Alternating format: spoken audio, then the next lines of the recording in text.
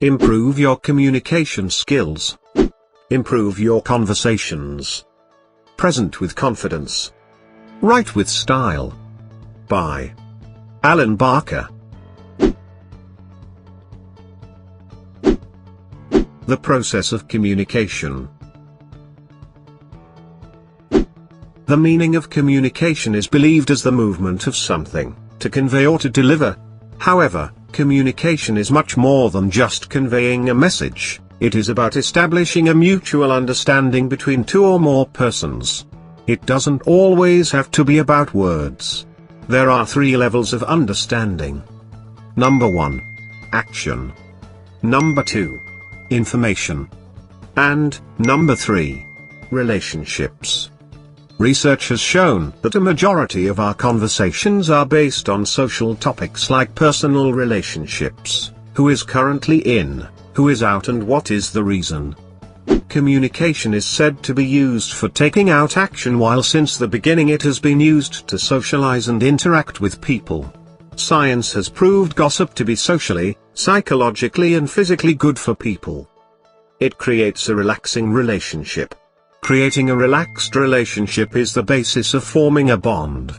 This is why building rapport is extremely important. Building rapport means establishing a sense of similarity. Rapport building usually happens without words. It involves matching pattern and movements, including facial expressions, eye contact and the tone of the voice as well. Rapport is built through verbal behavior, vocal behavior, and physical behavior. On the contrary, words have the least contribution in building rapport. What makes the most difference in building rapport is the body language, and the tone of the voice comes next, as while speaking quickly and loudly you may sound stressed and tense, but each is important for its formation. Besides this, communication for action is more about convincing and appealing ideas than just information, whereas conversation is a way to develop meaning. In order to improve the communication, one has to improve their conversations. How conversations work. For most people, initiating a conversation with someone we have not acquainted with can be very difficult and at the same time stressful, as we might be short of words. So the key here is to find a common ground, and there are certain things that one needs to avoid in order to converse properly. That is, 1. Conversing about your own self. 2. Asking direct questions about the other person whom you are communicating with. Otherwise, it could lead to tension in conversation. Alternatively, you could look out for something to discuss that is common between you and the other person, and then ask a question according to the situation. That will put both of you at ease, and you will find yourself relaxed as well. Conversation, being the basic tool for every communication, helps everyone understand feelings, boundaries and rules. It prevents from unnecessary conflicts and chaos. Conversation requires more listening than speaking. It is actually the listening which helps one understand someone else's mind. However, there are several other elements required in order to converse properly. The most important of them all is placing a conversation in context. This means that the speaker and the listener should be aware of the backstory or the reason why this conversation is taking place. The absence of context is often found in bosses and managers, which are said to be unavailable to the people working under them. Now that we have created a relaxed relationship with the other person in a conversation, so we need to understand what sort of information the other person is trying to communicate. Communication is not a matter of handling heaps of information, rather it means to create meaning out of that information and then sharing it with others. Time management is also very essential when it comes to having conversations. This depends on the relationship as well. One should not be dragged in formal relationships, neither prefer small talk in close relationships. Both can lead to misunderstandings and conflicts. Conversation is one of the most important tools for establishing a relationship with someone. The differences between relationships are determined by 4 factors. Factor 1. Status. Status is the rank one given to the person in terms of prioritizing. Factor 2. Power. power is the hold or control we have over others. Factor 3. Role. Role is the expected behavior and actions set by the people for you. Factor 4. Liking. This is the most common of it all. Conversations are greatly affected by our feelings. A conversation can go wrong if the people do not like each other, but it can also go wrong if they like each other a lot. It is important to form a thinking structure before actually carrying out a conversation, as it may help prevent a disaster. The thinking structure requires 2 stages. 1. The first stage, thinking. The first stage, thinking, requires one to mentally remind themselves of their goals and see it through someone else's eyes. 2. The second stage, thinking. Carry out a conversation in your head and see how this goes. 7 ways to improve your conversations. When it comes to managing an organization or working in one, there are 7 ways one has to remember to improve their conversation. 1. Clarify your objective. It is important to have a firm goal in order to have a perfect conversation, as without an objective, the conversation may confuse you or the listener because of lack of focus and concerns in your mind, but no clarity in terms of focus. It may even give a negative signal. Objectives are what create context and keep the conversation on its track. 2. Structure your thinking. The structure of thinking is basically the mental pattern one creates in their mind before taking an action. This involves 2 steps.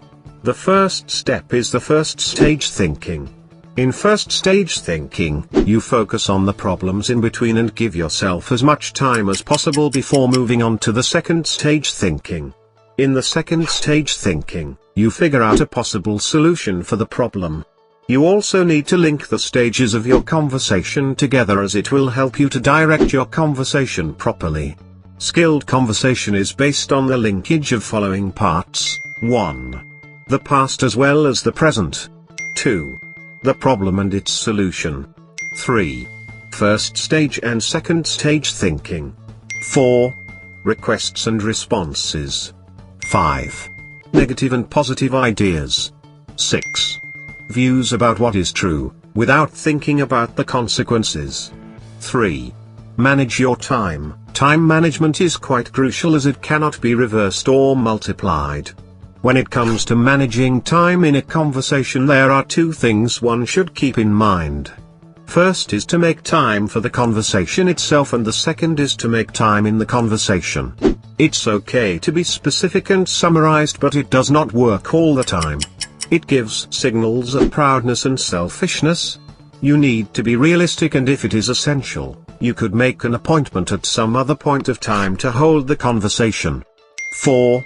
Find common ground. It is important to find out where both the persons stand together. One might start a conversation without common grounds but cannot continue without one. Moreover, you also might need to ask for and give permission to the person when talking about something new. 5.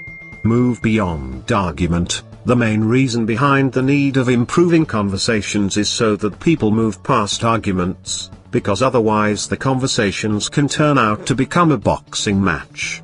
6. Summarize often. To summarize means to explain other person's ideas again in your very own way. Although small talk isn't appreciated in a close relationship, it is considered essential in a formal environment. Summarizing is one of the most important skills of conversation to have. It shows one is goal-oriented, has a structured thinking, manages time and still manages to find common grounds along with space to move beyond adversarial thinking. 7. Use visuals. It is known to many that people remember 80% of what they see to 20% of what they hear. So that means visuals are not just literal pictures and videos, it means one should record his ideas on a paper or have any kind of visual of it, as it increases memory and creativity. This is why people prefer mind maps. Mind maps help people to stay on track and have a clearer objective. The skills of inquiry.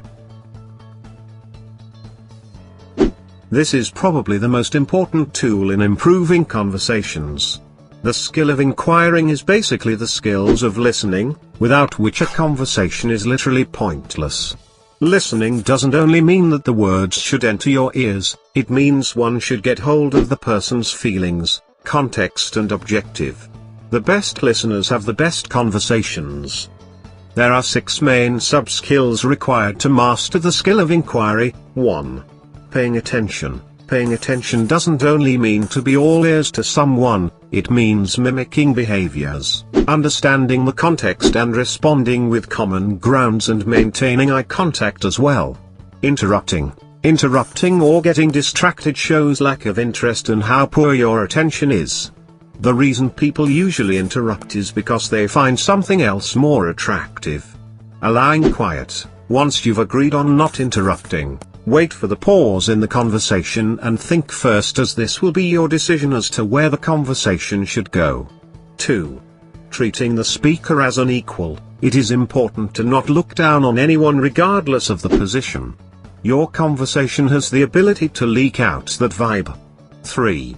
Cultivating ease. Your behavior, eye contact and words create a relaxed environment which is essential to figure out more ideas in order to continue and improve the conversation. 4. Encouraging. Your words and interest have the power to encourage and motivate someone. They create positive vibes that make it easier for people to attract themselves to you or be convinced by your ideas. 5. Ask quality questions. Asking the right questions can open a window to someone's heart and mind. You need to know about why are you asking the questions, how you are asking them and what kind of questions can you use. This means that it makes you a great inquirer. To fully inquire, 6 types of questions can be considered. Number 1. Closed questions. Answered in the form of yes or no. Number 2. Leading questions. Putting the answer in others' mouth, so they could reply the same. Number 3. Controlling questions. Helpful in taking the lead during conversations. Number 4. Probing questions. Questions based on earlier conversation to dig the matters deeper. Number 5. Open questions. Detailed and cannot be answered in the form of yes or no. Number 6. Reflecting questions. Restating the last message with no newer request. 6.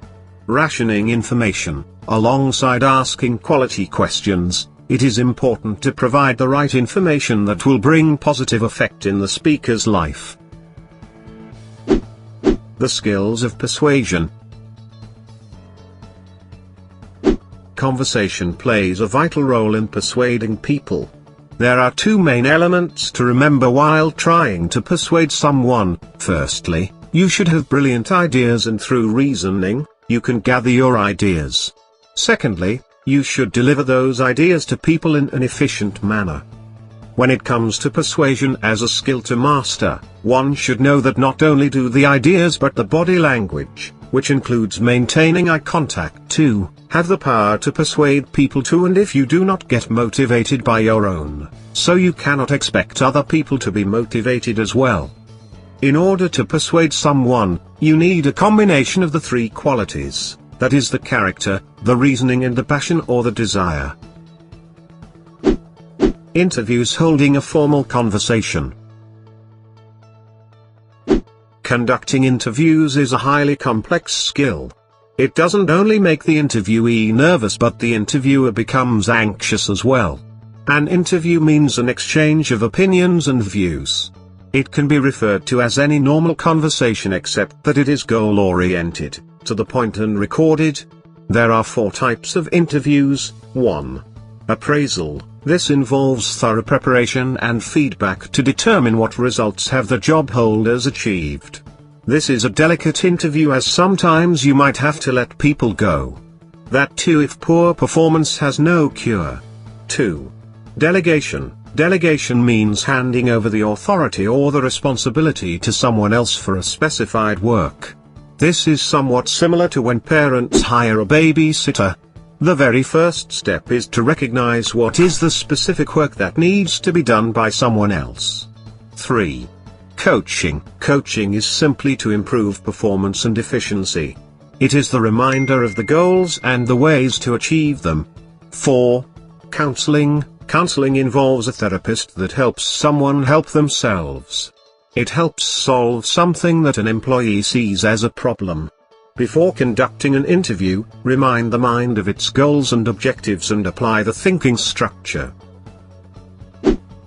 Making a presentation. Giving presentations has always been a fearful task. This is because one is the center of the attention plus is definitely going to be judged. Being an authority can be delicate and stressful at the same time as well. It's take a high amount of responsibility, and if one thing goes wrong, you're taking the whole pack down with you. However, some people have serious phobias that should not be ignored and misunderstood for nervousness, such as the fear of people, the fear of speaking, or the fear of being mocked. However, preparation, revision and practice can help overcome the anxiety and fear, and once you have understood that the anxiety is natural, it will become easier for you to handle as well. To become an effective presenter, you need to control the 3 basic elements during your presentation. 1. The material. 2. The audience. 3. Yourself. Similar to the thinking structure, create a structure of conversation in your head.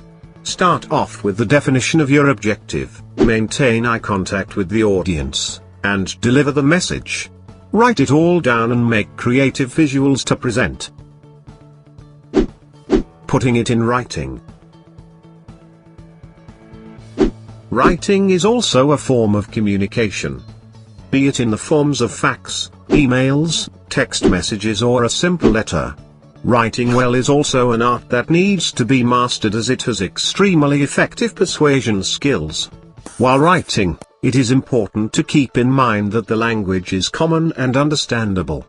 Your writing should include your point of view and then a little bit of creatively written content to support it, which will make it much more engaging and appealing. Mind maps and structures are important when it comes to the preparation of a document. To put it, writing indeed gets the job done effectively and efficiently, as the message is conveyed with clarity to the audience. What we learned. What was the core message that we got from this book? Mind maps and structures are important when it comes to the preparation of a document. Being an authority can be delicate and stressful too. The best strategy to slow down is to make whatever you're doing enjoyable. Conducting interviews is a highly complex skill.